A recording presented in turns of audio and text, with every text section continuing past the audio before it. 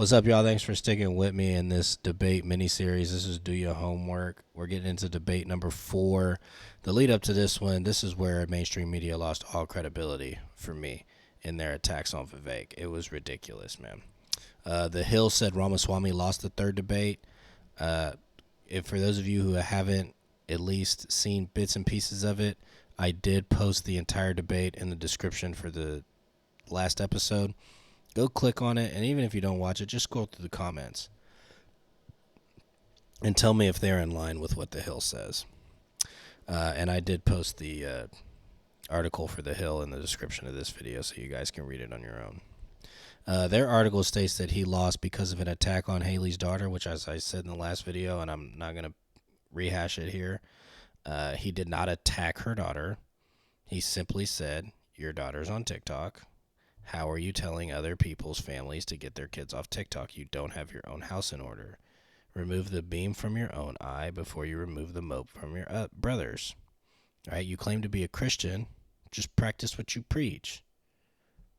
That's it. And then they say, oh, he's alienating suburban moms. Really? Are suburban moms that petty? Ladies, let me know. I think more highly of you than that, but maybe The Hill's right and I'm wrong. I don't know. I'd love to hear from you guys, though. Her comment is, here's the hypocrisy about it, the whole thing. Not just from her, but from the establishment as well. She calls him scum, which is a legit attack, but that's okay. Versus him just pointing out the hypocrisy in her own life. That's a problem. All right, whatever. Cool. They also stated that he called Zelensky a Nazi and then brought up his Jewish heritage as if that's supposed to tug on your heartstrings, right? It's all bullshit. First of all, he did not call Zelensky a Nazi, and I'll explain why here in a second, that even if he did, he's not far off. What he did say was that he celebrated a Nazi, which absolutely did happen. He did that in Canada with Canadian PM Justin Trudeau about a month before the debate. But you won't see any mention of that from the mainstream media. Not a peep.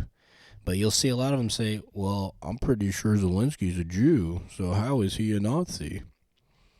Look, God, separate the anti-Semitism from the National Socialism for a second, okay? National Socialism was a vehicle that Adolf Hitler used to seize tyrannical control over the government, okay? That's it. Everything else is just fluff. Everything else is just a madman talking shit. Okay? You do not have, it does not matter if you're saying that because you're Jewish, you're above taking tyrannical control over government is bullshit. It's bullshit. But again, they think you're ignorant and that they can just virtue signal in some, oh, he's a Jew, feel bad for him. No. No, dude, you're an asshole. Period. Okay? So whether or not you want to say he's a literal Nazi, maybe not. Maybe he fails the anti-Semitic test. But he's definitely Nazi adjacent. Like, he's not that far behind. All right? You even go to the established media Fox. They have this show called The Five that did something post-debate. This is the only one that was actually even relatively close to being pro-Vivek. And I put the link in the description for you guys. Even one of their co-hosts did a poll on X, which had about 20,000 respondents, according to her, which, if you look at the methodology for many of their scientific polls, which are like 1,500 to 2,000 respondents, hers is 10 or more times that. So it's not exactly scientific, but, I mean, it's a one-for-one vote, and assuming most of the people who follow her are real people, 79% of them said Vivek won the debate. Let's say even 10% of them are real. I mean, not 10%, 10,000 of them, are real people. Let's just take half out. And let's say that proportionally the votes came in the same. Well, that's still 10,000 people. 79% said Vivek won.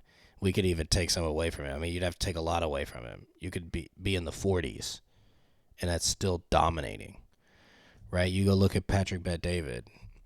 The PBD podcast is one of my favorite. Go look at his post-debate show for the third debate. He did a poll. 100,000+ people responded. Again, between 70-75% of people said Vivek won the debate. What you're seeing in social media engagement and media engagement, period, from everyday people is not lining up with what the establishment's saying. Why? Because they have an agenda to push. Okay, we'll get into that here in a second, but let's get into the debate. Before this happened, I made another note about Chris Christie. This is so funny. This is my exact note before any question was asked. Vivek is here for the airtime. Take airtime away from Vivek and beat up on Vivek Ramaswamy and Trump. Prop up and agree with Nikki Haley. Lo and behold, you guys can check this out in the description as well. News outlet Vox put out 3 winners and 1 loser for their debate recap, and the first winner is the Haley-Christie alliance. Guys, the establishment is getting predictable. So predictable. Their herd mind is just so easy to... You just got to pay attention, all right? And we're going to be paying attention. I'm going to take y'all on this journey with me. I'm not going to leave you behind. Trust me, we're going to keep doing our homework. Because they think you're not. They think you're ignorant and malleable. Okay? Don't be that person. Please. Everybody depends on it. Do your homework. Let's get to it. Vivek just continues ending careers. All right, before I get into that, though, I want to commend him for one thing. And he's talked about this several times on the campaign trail, but I think he really hit the nail on the head here. Unlike other politicians, Trump's one of them. Nikki Haley certainly one of them. Ron DeSantis is also one of them. Even Doug Burgum to an extent. They all want to talk about their legislative agenda. Repealing in a place in Obamacare, abortion, trans issues, tax cuts, whether or not to appropriate funds for this or that, et cetera, et cetera. They all require the legislative branch of government, which is Congress, to get done. So they're always making promises that they themselves cannot deliver, right? They have to go to Congress to ask permission. Well, Vivek clearly states, and time and again clearly puts forward, that his policy priorities are based on what the executive branch, the President of the United States, can do. Now, this question was in regard to regulating cryptocurrency. He said he kind of made it more broad and talked about the administrative bureaucracy, regulatory state that exists currently. And he's like, look, we're going to grow our economy. We're going to make sensible crypto policies, right, that make sense.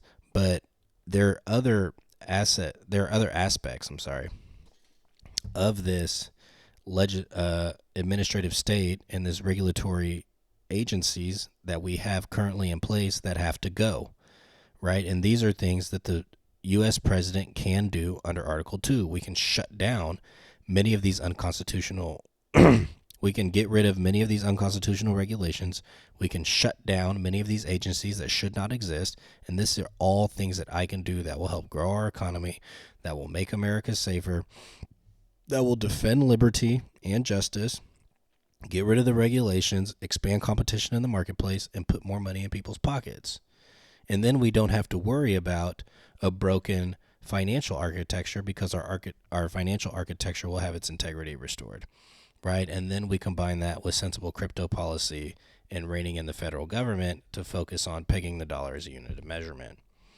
I love that he said that because literally nobody else on that stage is saying that. Not a soul is even coming close to saying that.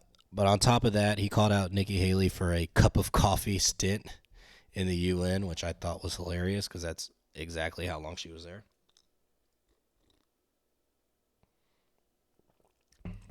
Long enough to have a cup of coffee, ride Donald Trump's coattails into a $9 million post-service career. Don't know how that happened, but $1 million in debt to $8 million up.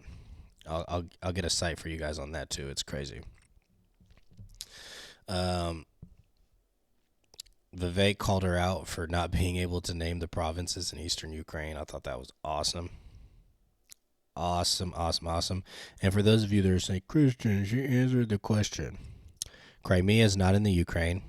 Okay, Crimea was given to the Ukraine in 1954, mainly as an administrative efficiency booster, right? It's just easier to govern Crimea from Kiev than Moscow. Basically how the Russians saw it.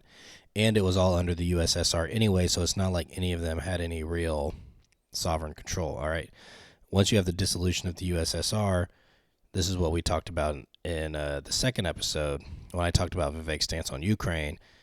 Starting in 2014, you have very corrupt governments come into power, and people, rightfully so, start revolting against a corrupt government. Crimea was one of them.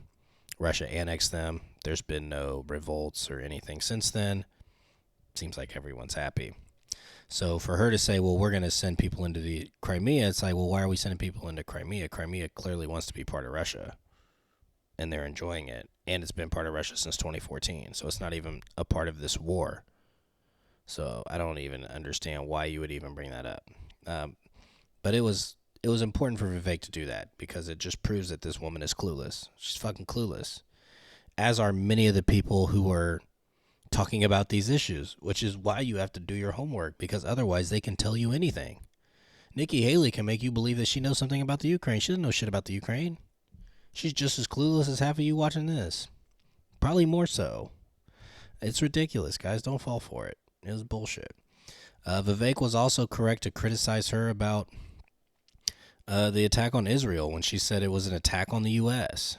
And then later on in the debate, she'll say, we're acting like it's September 10th. We need to remember how September 12th felt.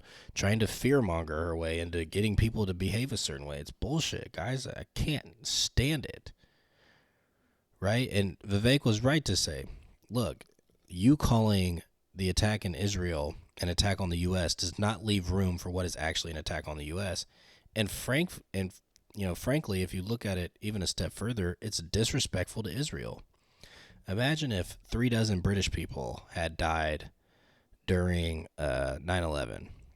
And I don't actually know if any British people died during 9/11 or not. I'm just using this as an arbitrary example, okay? So don't take me too seriously on this. This is just a thought exercise, all right?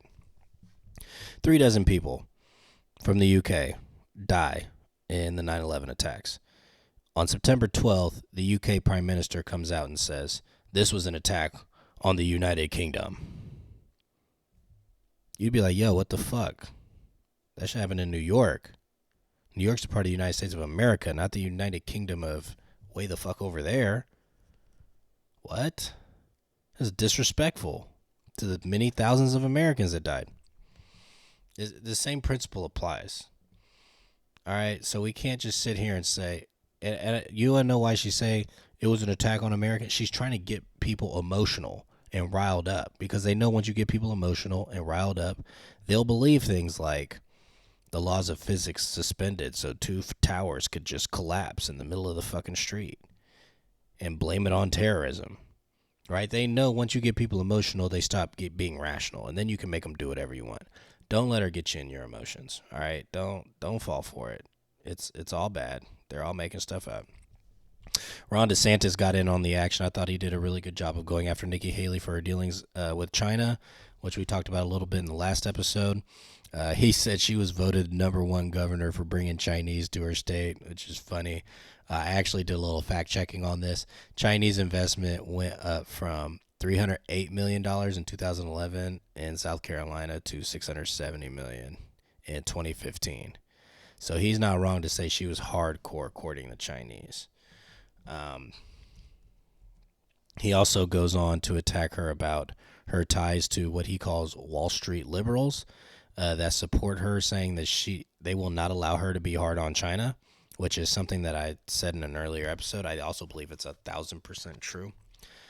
To further dig in on this point, Reid Hoffman, he's the co-founder of LinkedIn. For those of you who don't know, he's also a well-documented Democrat.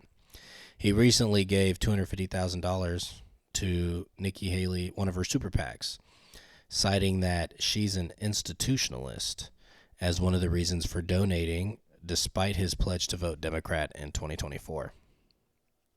For those of you who think this is a bit strange, it is.